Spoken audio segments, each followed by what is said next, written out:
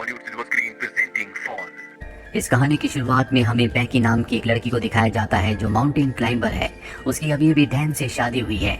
Dan भी एक mountain climber है। इन दोनों को ही पहाड़ों पर चढ़ने का शौक है और इस वक्त भी ये पहाड़ों के ऊपर चढ़ रहे होते हैं। बैकी के साथ उसकी दोस्त भी होती है और अब डैन जब ऊपर चढ़ रहा होता है तभी उसे एक घोंसला दिखता है और जब वो उसके अंदर हाथ डालता है तो उसके अंदर का पक्षी उड़ जाता है, जिस वजह से डैन का बैलेंस बिगड़ जाता है और वो ऊपर से नीचे गिर जाता है। पर वो रस्सी से बंधा हुआ है इसीलिए अब वो हवा में लटक गया है। अब ना वो ऊपर आ सकता है और ना ही नीचे। ये दोनों के दोनों डैन को बचाने की कोशिश करते हैं लेकिन ये उसकी मदद नहीं कर पाते और तभी उसकी रस्सी का क्लिप निकल जाता है। डैन के ऊपर से गिरने से मृत्यु हो जाती है। इस हादसे के 51 हफ्तों के बाद हमें बैकी को दिखाया जाता है जो अब पूरी तरह से शराब में डूब चुकी है क्योंकि वो अपने पति डैन से, जिससे वो बहुत प्यार करती थी, उसे अब भी याद करती है। उसने अब तक उसकी अस्थियों को विसर्जित नहीं किया। उसकी अस्थियां अब भी उसके पास हैं। बैकी की जिंदगी में अब उदासी के अलावा कुछ भी नहीं है और बैकी के पास एक बार फिर से उसकी वही दोस्त आती है जो उस वक्त उसके साथ थी जब डैन ऊपर से नीचे गिरा था। उसकी दोस्त का नाम हंटर होता है। हंटर बैकी को देखकर बहुत खुश होती है। जब उसे पता चलता है कि बैकी ने अपनी जान लेने की भी कोशिश की तो वो बैकी से कहती है कि हमें दोबारा से क्लाइंबिंग करना चाहिए और इसके बाद वो अपने मोबाइल पर उसे एक टावर दिखाती है जो कि टीवी टावर है। ये टावर एक ऐसे भीड़ में होता है जहाँ पर इंसान बहुत कम जाते हैं और इस टावर की ऊंचाई होती है 2000 फीट। हालांकि बैकी इस जगह नहीं जाना चाहती और जब उसकी दोस्त हंटर कहती है कि उस टावर के ऊपर चढ़ने के बाद तुम डैन की राख को वहां से उड़ा देना, इससे उसकी आत्मा को शांति मिलेगी, तो बैकी मान जाती है और अभी दोनों के दोनों उस भीड़ में पहुंच जाते हैं। यहाँ पर ये वीडियोस बना रहे होते हैं, फोटोज खींच रहे होते हैं और हंटर उन वीडियोस को और फोटोज को अपने इंस्टाग्राम पर अपलोड कर रही होती है। अभी देखते हैं कि टावर इनके सामने है जो आसमान की गहराइयों के अंदर जा रहा है क्योंकि इसकी ऊंचाई बहुत ज्यादा है। आज से पहले इन्होंने कभी भी इतनी ऊंचाई तक चढ़ने की कोशिश नहीं की। इन दोनों को डर तो लग रहा होता है पर अब ये धीरे धीरे ऊपर चढ़ना शुरू कर देते हैं। बैकी का डर ज्यादा होता है क्योंकि उसे पता है कि ये लोहा जिससे टावर बना है वो बहुत पुराना है। उसकी आवाज उसे लगातार आ रही होती है और धीरे धीरे वो भी हंटर के पीछे ऊपर चढ़ रही होती है और जब वे आधे टावर तक पहुंच जाते हैं तो इन्हें एहसास होता है कि यहाँ पर हवाएं बहुत तेज है। ये हाइट इतनी होती है जितनी आईफिल टावर की है, यानी लगभग पूरे 1000 फीट। अभी लगातार ऊपर चढ़ना शुरू कर देते हैं और जब बैकी नीचे देखती है तो उसे डर लगना शुरू हो जाता है क्योंकि उसने पिछले 1 साल से क्लाइंबिंग नहीं की। लगातार ऊपर चढ़ते हुए अभी टॉप तक पहुंचने वाले होते हैं तभी बैकी सीढ़ी पर पैर रखती है और वहां से एक स्क्रू गिर जाता है जिसके बारे में इन्हें पता नहीं चलता।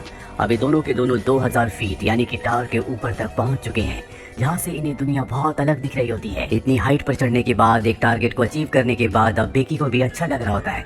ये दोनों के दोनों यहाँ पर एंजॉय करते हैं, बहुत सारी फोटोज क्लिक करते हैं। साथ ही हंटर जो ड्रोन कैमरा अपने साथ यहाँ पर लाई होती है उससे वो अपनी वीडियोस भी बनाती है ताकि इंस्टाग्राम पर अपलोड कर सके। ये दोनों के दोनों बहुत खुश हैं। हंटर इतनी एक्साइटेड होती है कि वो टावर से लटक जाती है और बैकी को उसकी फोटोज क्लिक करने को कहती है। इसके बाद वो बैकी को भी ऐसा करने को कहती है। बैकी भी उसके कहने पर ऐसा करती है और अब ये दोनों के दोनों बहुत खुश है। इसके बाद बैकी डैन की राख को यहाँ से हवा में उड़ा देती है जिससे उसे तसल्ली मिलती है। ये दोनों के दोनों बहुत इमोशनल हो जाते हैं लेकिन बैकी फाइनली अब डैन को अलविदा कह चुकी है, यानी कि अब उसकी जिंदगी की एक बार फिर से शुरुआत हो गई। अब ये दोनों के दोनों अपना सामान पैक करके नीचे जाने की तैयारी करते हैं। सबसे पहले बैकी नीचे उतरती है पर तभी वो स्क्रू जो कि निकल गया था उस जगह से लेडर टूट जाती है। बैकी हवा में लटक जाती है पर रस्सी की वजह से वो जमीन पर नहीं गिरती, जिसके बाद हंटर उसे वापस ऊपर खींच लेती है। लेकिन बैकी के पास जो बैग था जिसके अंदर इनके खाने पीने की चीजें थी वो नीचे डिश पर अटक जाता है जहां तक पहुंचना लगभग पूरी तरह से नामुमकिन है। ये अपने मोबाइल्स को भी चेक करते हैं लेकिन यहाँ पर इतनी ऊंचाई पर कवरेज नहीं होता, यानी कि ये दोनों के दोनों अब 2000 फीट की ऊंचाई पर फंस चुके हैं। यहाँ दूर दूर तक कोई भी नहीं होता। अगर कोई हुआ भी तो इतनी ऊंचाई से इनकी आवाज नहीं सुन सकता। यही टावर के ऊपर एक बॉक्स होता है जिसके अंदर एक फ्लेयर गन और एक दूरबीन होती है और दिन में फ्लेयर गन का इस्तेमाल करने का कोई भी मतलब नहीं है क्योंकि फ्लेयर गन को दिन में कोई नहीं देखेगा। अभी दूरबीन से देखते हैं तो सामने इन्हें एक गाड़ी दिखती है लेकिन वो लोग इन्हें इतनी ऊंचाई पर नहीं देख सकते, ना इनकी आवाज सुन सकते हैं। हंटर एक बार फिर से अपना मोबाइल देखती है और जो पोस्ट उसने इस टावर के बेस से की थी वो पोस्ट इंस्टाग्राम पर पोस्ट हो चुकी होती है जिस पर बहुत सारे लाइक्स और कमेंट्स होते हैं। इसका मतलब ये है कि टावर के तल पर कवरेज है और अब हंटर अपने मोबाइल पे मदद के लिए एक मैसेज को रिकॉर्ड करती है और इंस्टाग्राम पर उसे पोस्ट कर देती है।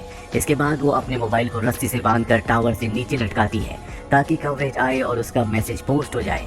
लेकिन बहुत देर तक वेट करने के बाद भी ऐसा नहीं होता और अब हंटर अपने मोबाइल को अपने सॉक्स के अंदर रखती है, उसके बाद शू के अंदर रखती है और ऊपर से नीचे फेंक देती है ताकि नीचे गिरने के बाद उसका मैसेज चला जाए और इनकी मदद के लिए कोई आए। फोन शूज और सॉक्स के अंदर रखने की वजह से नहीं टूटा होता और कुछ ही देर बाद ये ऊपर दूरबीन से देखते हैं जहाँ इन्हें नीचे एक आदमी दिखता है जो फोन पर बात कर रहा होता है। उसके साथ उसका डॉग भी होता है, पर वो इन्हें इतनी ऊपर ना देख सकता है और ना ही इतनी ऊपर से इनकी आवाज को सुन सकता है। यहाँ पर वो अपने फोन में बहुत ज्यादा मग्न होता है। उसे अपनी प्रेजेंस का एहसास दिलाने के लिए ये ऊपर से एक और शू को फेंकते हैं। हालांकि वो शू तो देख लेता है, लेकिन उसे ऐसा लगता है कि ये पहले से यहाँ पर था और वो अपने डॉग के साथ वहाँ से जाने लगता है। हालांकि बेकी यहाँ पर फ्लेयर गन चलाने की कोशिश भी करती है, लेकिन हंटर उसे रोक लेती है और कहती है कि रात होने का हमें इंतजार करना होगा, रात को वो हमारी फ्लेयर गन को देख लेंगे। और अब यहाँ पर अंधेरा हो जाता है, जिसके बाद ये फ्लेयर गन चलाते हैं, साथ ही अपने मोबाइल की टॉर्च को ऑन करके अपने हाथ से हिलाना शुरू कर देते हैं। इनके सामने जो गाड़ी यानी कि आरवी होती है जिसमें लोग कैंपिंग कर रहे होते हैं, वो इन्हें देख लेते हैं, लेकिन वो इनकी मदद करने के लिए नहीं आते, बल्कि इनकी गाड़ी को चुरा कर यहाँ से निकल जाते हैं, जिससे दोनों के दोनों हताश हो जाते हैं। जैसे जैसे रात होती है इन्हें नींद आना शुरू हो जाती है। ये वहाँ पर सो जाते हैं, लेकिन जगह बहुत कम है। हंटर ऊपर से गिरने वाली होती है कि बेकी उसे पकड़ लेती है।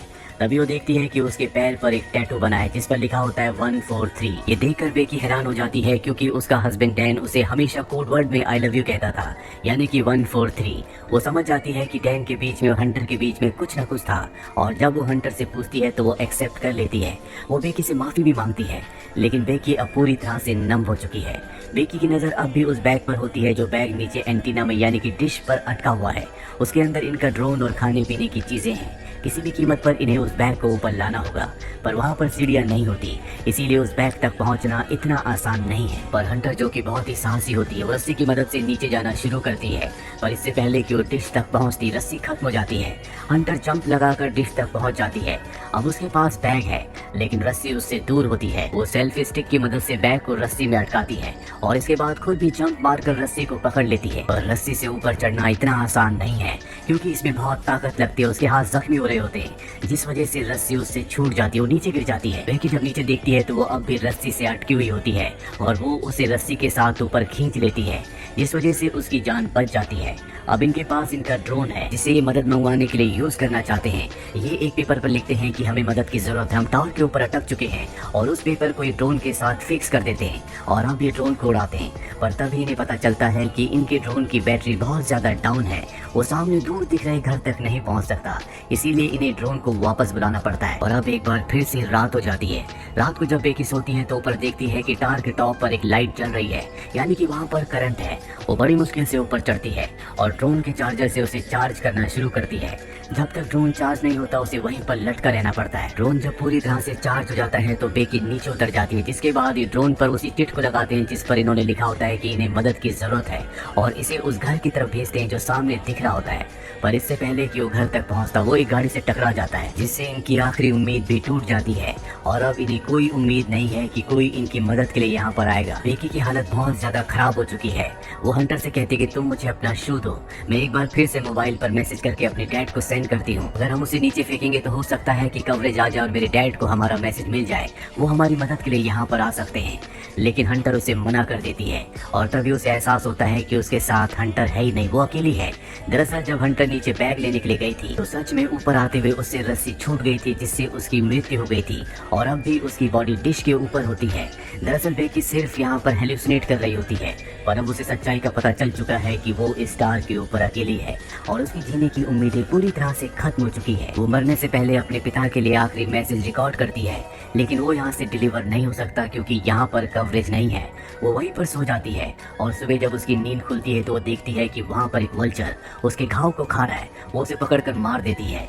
इसका मतलब ये है कि अब उसके पास भोजन भी है। इसे खाने के बाद उसके अंदर ताकत आती है और वो तय करती है कि अब वो नीचे डिश तक रस्सी के सहारे जाएगी, जहाँ पर उसकी दोस्त हंटर की बॉडी है। बड़ी मुश्किल से वो रस्सी से नीचे उतरती है और हंटर की बॉडी तक यानी कि डिश तक पहुंच जाती है, जिसके बाद वो हंटर के शू के अंदर अपने मोबाइल को रखती है और उसे हंटर की बॉडी के साथ फिक्स कर देती है। वो हंटर को सॉरी कहती है और इसके बाद वो हंटर की बॉडी को शू के साथ नीचे फेंक देती है ताकि सेलफोन डिस्ट्रॉय ना हो। दरअसल पिछली बार जब इन्होंने शू के साथ सेलफोन को नीचे फेंका था तो वो डिस्ट्रॉय हो गया गया था जिस वजह से इनका मैसेज कभी डिलीवर हुआ ही नहीं। और अब जबकि उसने बॉडी के साथ शू के अंदर मोबाइल को डालकर नीचे फेंका है तो वो पूरी तरह से सुरक्षित रहेगा। दरअसल टार के ऊपर कवरेज ना आने का ये भी कारण होता है कि यहाँ पर इसके अपने इतने सिग्नल होते हैं कि वो दूसरे सभी प्रकार के सिग्नल्स को ब्लॉक कर रहा होता है। एक बार फिर से रात हो जाती है और बेकी के फादर यहाँ पर आ जाते हैं। वो देखते हैं कि टार के आसपास भीड़ है और वहाँ पर बेकी की डेड बॉडी है जिसे पुलिस ले जा रही है। ये देखकर वो पूरी तरह से टूट जाते हैं क्योंकि वो अपनी बेटी से बहुत प्यार करते हैं। पर तभी वो देखते हैं कि पीछे बेकी खड़ी है जो पूरी तरह से ठीक है। उसके साथ डॉक्टर्स भी होते हैं। वो बेकी को अपने गले से लगा लेते हैं और इस तरह से बेकी की जान बच जाती है। तो ये थी पूरी कहानी फिल्म फॉल की। ये फिल्म ईयर 2022 में रिलीज हुई थी। IMDb पर इसकी रेटिंग है 6.4। उम्मीद करते हैं कि ये कहानी आपको पसंद आई होगी।